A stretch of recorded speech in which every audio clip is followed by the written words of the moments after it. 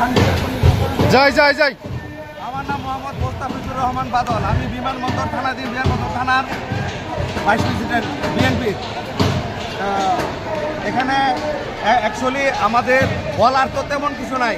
দেশের বিজ্ঞজন জ্ঞানীগুণীজন সবসময় বলতেছেন মানুষের বোঝা উচিত, মানুষের হক বোঝা উচিত, ইমানি দায়িত্ব যে আছে মুসলমান হিসেবে বোঝা উচিত।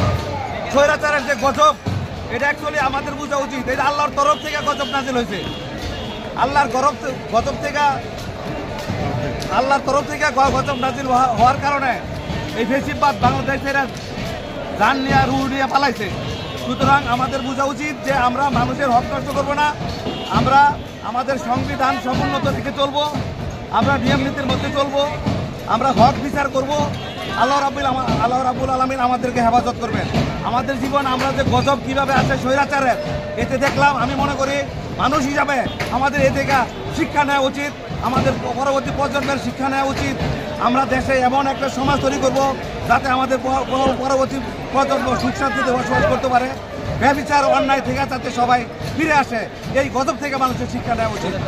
স্বৈরাচার হাসিনার যাতে দেশে এনে বিচার করা হয়, খুনি হাসিনার বিচার করা হয়।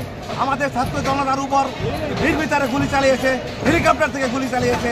এই দোষরদের বিচার করা উচিত। এই বাংলার মাটিতে খুন করেছে আমাদের শহীদ মুগ্ধ, আমাদের সাইদ মুগ্ধ, এদের মতো শত শত লোকদের খুন করেছে, গুলি করেছে, ওনার অর্ডারে হত্যা করা হয়েছে। এদের বিচার করা উচিত। বিডিআর হত্যার খুনের আসামি উনি, অর্ডারের আসামি উনি, এগুলোর বিচার করা উচিত বাংলার মাটিতে এনে।